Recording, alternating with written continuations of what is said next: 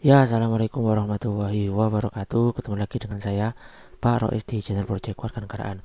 Baik teman-teman, di video kali ini saya akan melanjutkan lagi mengenai pelaksanaan bimbingan teknis dari program sekolah penggerak.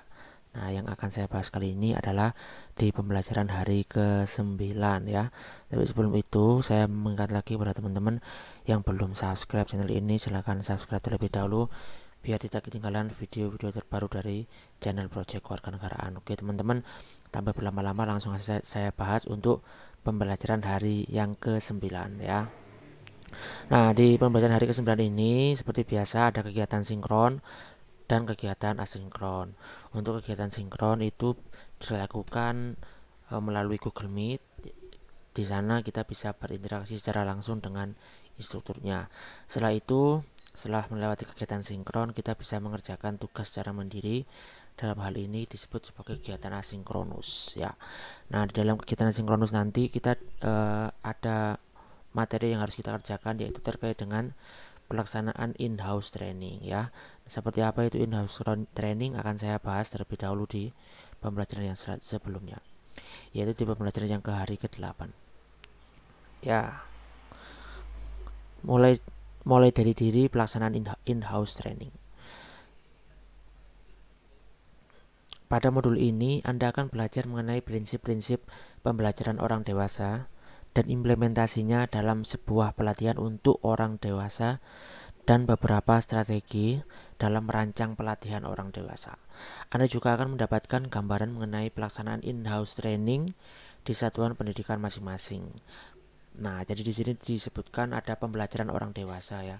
Mungkin kalimat ini dipilih karena biar tidak menyinggung orang-orang yang sudah mempunyai usia ya, yang usianya udah banyak atau orang tua, sehingga disebut sebagai pembelajaran orang dewasa. Sepertinya kita udah sepakat semuanya kalau misalkan yang namanya belajar itu bisa dilakukan kapan saja, di mana saja, dengan siapa saja ya, dan tidak memandang usia. Jadi sehingga walaupun seorang guru udah mempunyai usia yang lanjut ya, jadi seorang guru sudah tua, dia juga harus tetap bisa belajar dan menyesuaikan diri dengan perubahan zaman. Kayak misalkan ada kurikulum baru. Nah, di sini berarti guru tersebut harus bisa mempelajari apa yang berbeda dari kurikulum yang sebelumnya. Ya bayangkan aja, gurunya sudah nggak mau mempelajari hal yang baru, apalagi muridnya nanti. Nah, oleh karena itu ada yang namanya pembelajaran orang dewasa.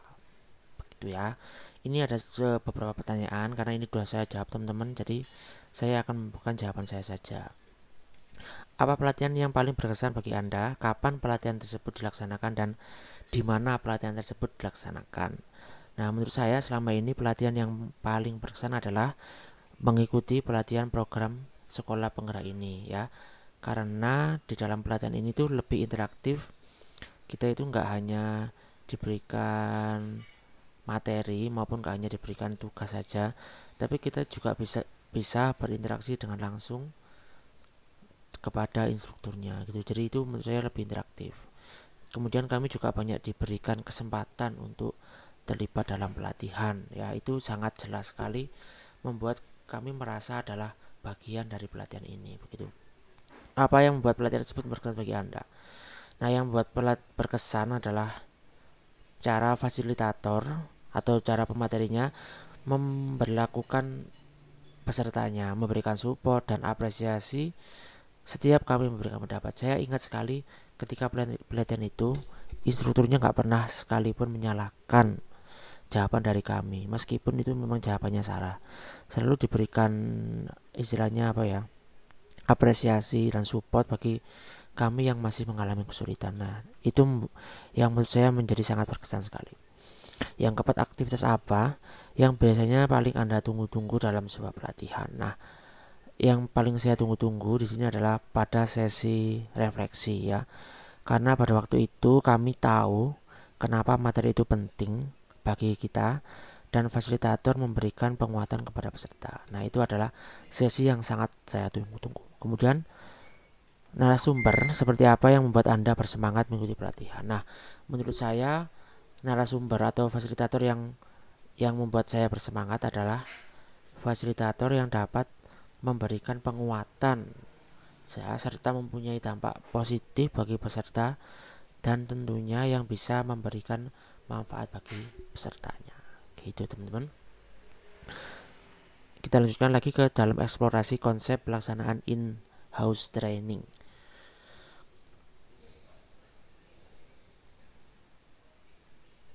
Di sini ada pertanyaan pemantik terlebih dahulu. Apa yang Anda ketahui tentang pembelajaran orang dewasa dan apa peran seorang fasilitator dalam sebuah pelatihan?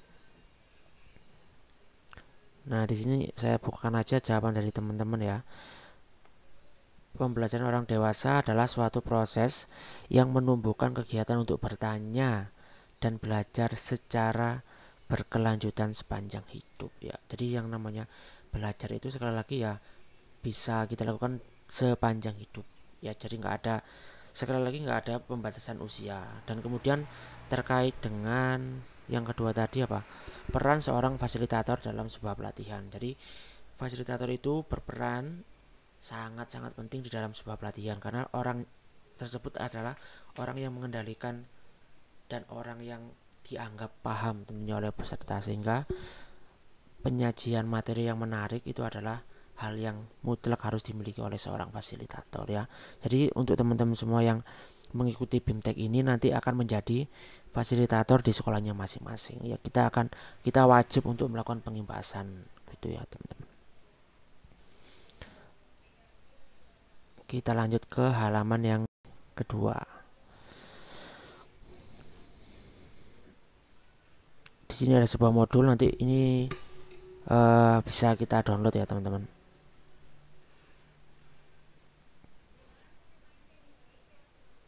Nah, ini pelaksanaan in-house training, materi pembelajaran orang dewasa atau disebut sebagai POD.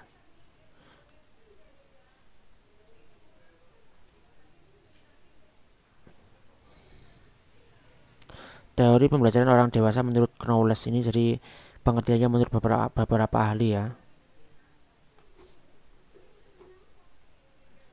Kemudian karakteristik belajar orang dewasa. Nah, ini juga perlu kita pahami karena nanti kita akan menghadapi berbagai macam orang dengan karakteristiknya masing-masing. Oleh karena itu kita harus mengetahui bagaimana rata-rata karakteristik dari model belajarnya orang dewasa. Yang pertama, harus ada yang namanya motivasi diri, kemudian ada konsep diri, pengalamannya pasti mungkin beliaunya punya pengalaman yang lebih luas dibanding kita begitu.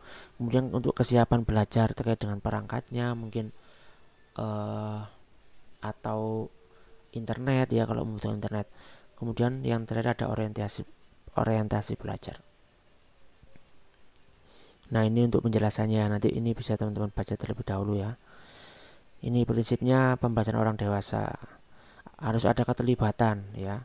Jelas biasanya karena orang yang lebih tua atau orang dewasa itu ingin keberadaannya ingin diakui, sehingga ada kecenderungan dia ingin bertanya terus, ada kecenderungan dia ingin menanggapi dan ikut di dalam proses pembelajaran. Kemudian pengalaman. Nah, ini juga muncul lagi di sini.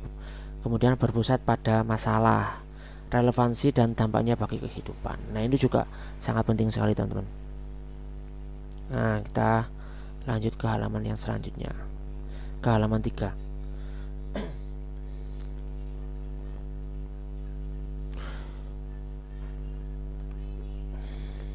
Di sini ada sebuah pertanyaan reflektif lagi.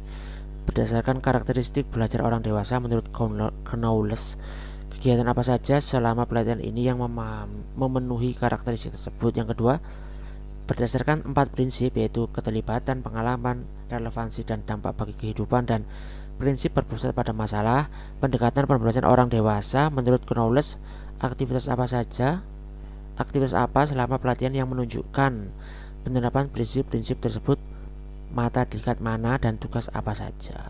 Ini sepertinya lebih kepada refleksi yang selama ini sudah kita jalani ya teman-teman.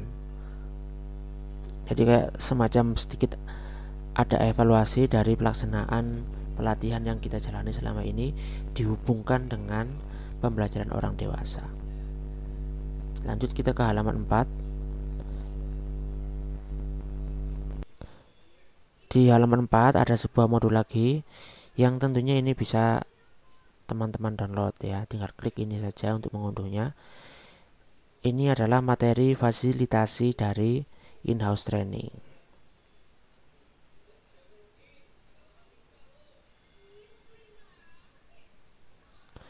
Definisi dari fasilitasi, prinsip fasilitasi, kemudian ada lagi banyak sekali ya teman-teman materinya.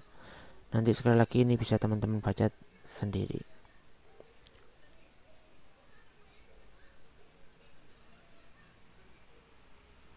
Jadi kayak istilahnya di sini kita belajar bagaimana menjadi seorang fasilitator ya, karena kita wajib melakukan pengibasan kepada bapak dan ibu guru yang belum mendapatkan BIMTEK ini.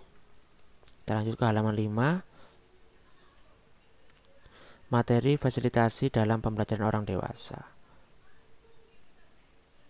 Nah, ini lebih banyak pertanyaan-pertanyaan terkait dengan refleksi pelajaran kita selama ini, gitu ya teman-teman.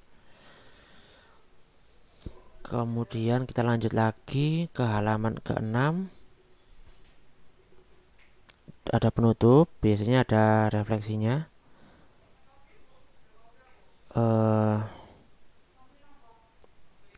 Terima kasih Bapak Ibu sudah mengikuti sesi pembelajaran eksplorasi konsep modul pelaksanaan in-house training. Mari kita bawa pemahaman yang sudah kita dapatkan pada bagian ini untuk masuk ke bagian berikutnya, yaitu ruang kolaborasi. Baik, ruang kolaborasi pemahaman in-house training.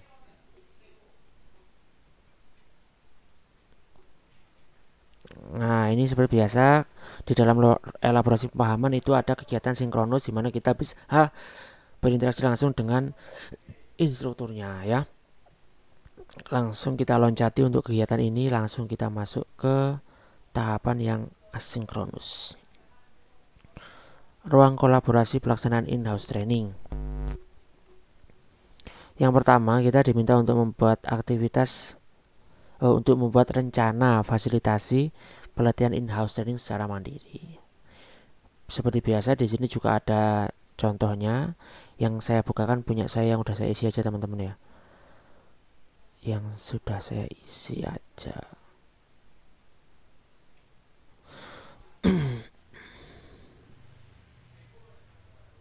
Mana ya? Oh, ini di halaman yang selanjutnya kayaknya ya. Oke, halaman yang selanjutnya. Ini unggah rencana dan tautan rekaman kegiatan fasilitasi pelatihan in-house training. Nah, di sini teman-teman ya. Ini coba saya bukakan dulu. Nah, ini tempat file untuk mengupload rencana fasilitasi. Di sini juga ada tempat untuk mengupload hasil dari in-house training. Jadi kita, karena ini konsepnya dilakukan secara daring, kita menggunakan Google Meet. Ketika itu secara berkelompok berempat bergantian melakukan yang namanya in-house training ya. Kita memilih salah satu materi dari BIMTEK mulai dari hari pertama sampai hari ke-9 ini. Kita pilih salah satu materinya, kemudian materi itu coba kita bahas bersama-sama dengan para peserta yang lainnya. Itu namanya in-house training. Coba ini saya bukakan rencana fasilitasi pelatihannya dulu teman-teman ya.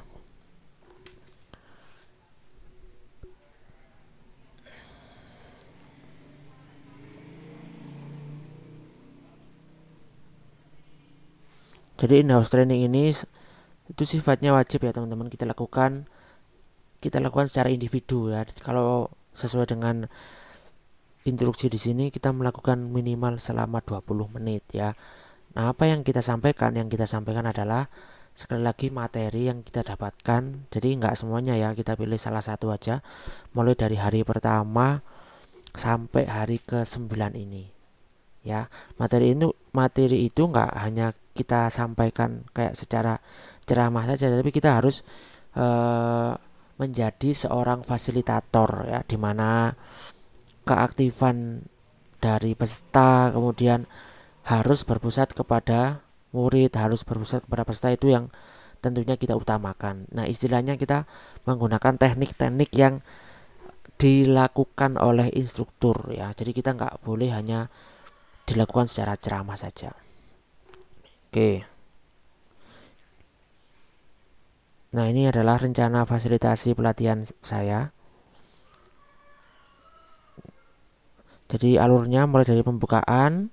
Di awal itu saya kasih ice breaking yang ringan-ringan saja dan nggak terlalu lama, kira-kira cuma 5 menit. Kemudian ada eksplorasi konsep, tanya jawab, dan penutupan. Nah, di sini dari alur sesinya bisa teman-teman lihat ya, bahwasanya penyampaian materi itu nggak secara langsung nampak gitu, nggak secara langsung tuliskan, tapi secara tidak langsung nanti akan saya masukkan ke dalam eksplorasi konsep di sini.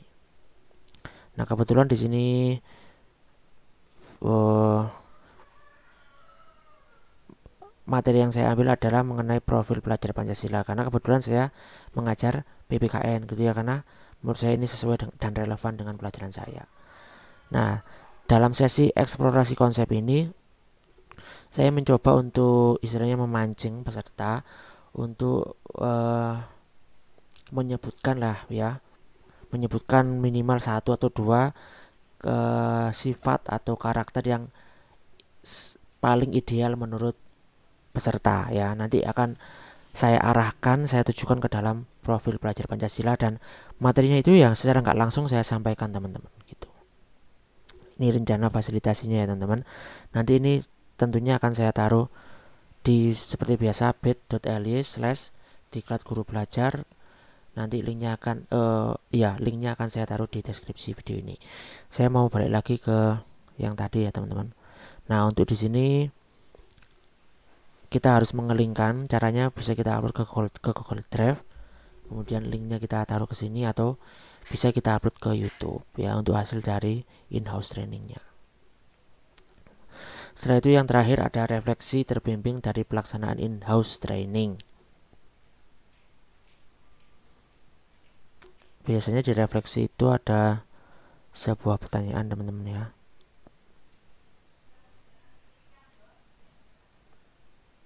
Nah, hal baik yang sudah Anda terapkan dalam simulasi praktek fasilitasi. Hal berbeda apa yang mungkin Anda lakukan sebagai instruktur agar pelatihan nanti dapat mencapai tujuan pembelajaran? Apa yang menurut Anda masih perlu Anda tingkatkan atau perbaiki sebagai instruktur untuk pelatihan nanti? Nah, ini refleksinya teman-teman. Ya, terkait dengan refleksi sepertinya ya teman-teman bisa menjawab sesuai dengan apa yang teman-teman alami. Ya, tentunya jawaban itu kan nggak sama dengan jawaban saya ya. Baik, oke. Sepertinya untuk pembelajaran hari ke-9 sudah selesai.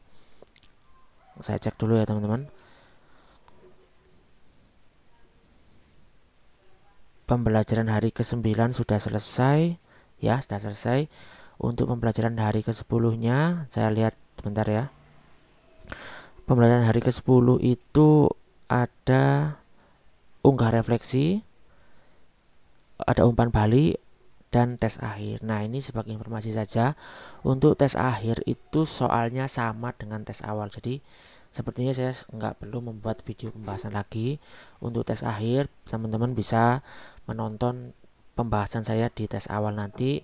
Linknya akan saya taruh di deskripsi video ini. Nah, untuk sekarang yang saya bahas ini aja ya teman-teman. Unggah refleksi.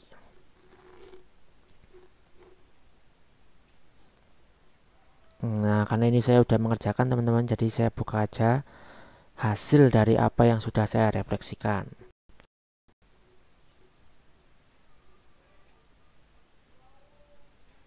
Oke, saya buka dulu ya teman-teman.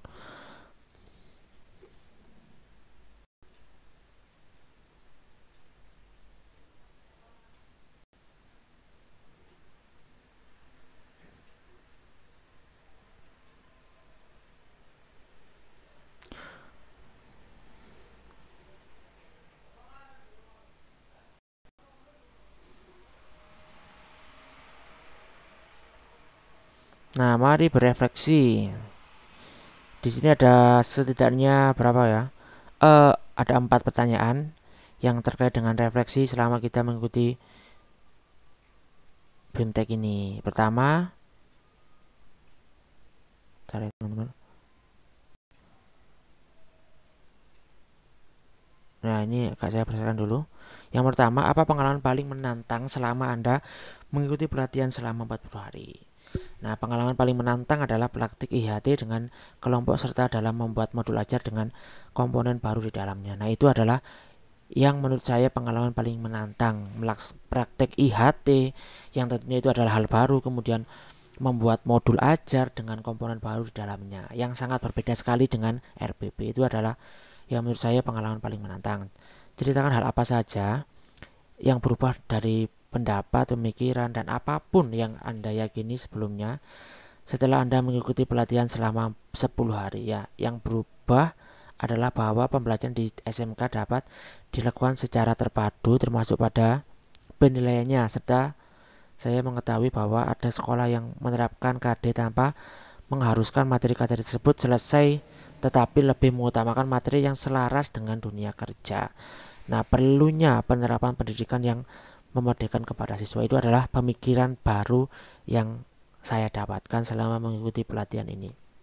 Kemudian ceritakan konsep-konsep utama yang Anda pelajari dan menurut Anda paling untuk terus dibawa selama menjadi fasilitator di satuan pendidikan Anda nanti ya. Yang perlu dibawa terus adalah bagaimana penerapan profil pelajar Pancasila, karena tujuan pendidikan Indonesia adalah membangun pelajar yang berjiwa Pancasila. Selain itu, penerapan pendidikan yang merdeka kepada siswa sesuai dengan konsep pendidikan dari Ki Hajar Dewantara serta konsep belajar sepanjang hayat dilakukan oleh guru dengan berbagai macam usianya. Itu yang terakhir ada, setelah Anda melakukan pelatihan selama 10 hari, apa yang ingin Anda bagikan kepada rekan atau lingkungan Anda yang Anda yakini hal tersebut merupakan hal baru atau bermanfaat untuk mereka. Yang ingin saya bagikan adalah konsep kurikulum yang baru yang telah saya pelajari, terutama terkait pencapaian pembelajaran, penerapan profil pelajar Pancasila, asesmen, serta pembuatan modul ajar ya. Jadi kalau kita punya sesuatu yang baru, ilmu baru, itu tentunya kita harus bisa menularkan kepada lingkungan sekitar kita gitu ya teman-teman. Saya mau balik lagi ke sini. Ini adalah refleksi. Kemudian ada daftar hadir peserta. Nah, untuk daftar hadir peserta itu biasanya otomatis ya teman-teman ya, otomatis biasanya kalau kita setiap hari membuka LMS ini itu dianggap hadir gitu ya. Kemudian selanjutnya ada umpan balik portofolio. Biasanya ini terkait dengan pelaksanaan in-house training ini ya teman-teman. Oh, sepertinya untuk umpan balik dan portofolionya udah nggak bisa dibuka lagi ya teman-teman. Kalau nggak salah ini semacam kayak kuesioner gitu ya teman-teman terkait dengan pelaksanaan BIMTEK ini gitu ya. Setelah itu baru ada tes akhir dan evaluasi. Bentar ya. Nah, sekali lagi untuk tes akhir itu soalnya sama dengan tes awal, jadi sepertinya saya nggak perlu membuatkan video lagi. Nah, baru yang paling akhir ada evaluasi dari pelatihan ini. Oke, ini karena saya udah mengerjakan, jadi saya nggak bisa mengerjakan lagi. Saya bukakan aja jawaban dari saya ketika itu.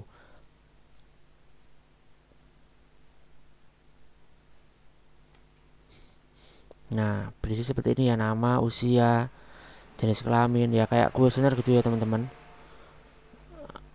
Jenjang pendidikannya, alamatnya. Nah, ini yes, ini bisa teman-teman isi sendiri ya berdasarkan pengalaman teman-teman masing-masing selama mengikuti pelatihan ini.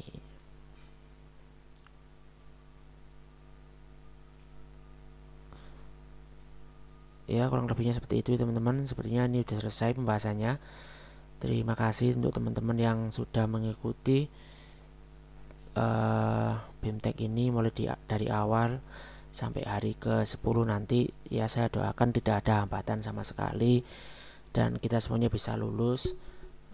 Sekali lagi terima kasih untuk teman-teman. Jangan lupa juga untuk di subscribe yang belum subscribe, dan jangan lupa untuk di share biar semakin banyak yang tahu tentang informasi ini.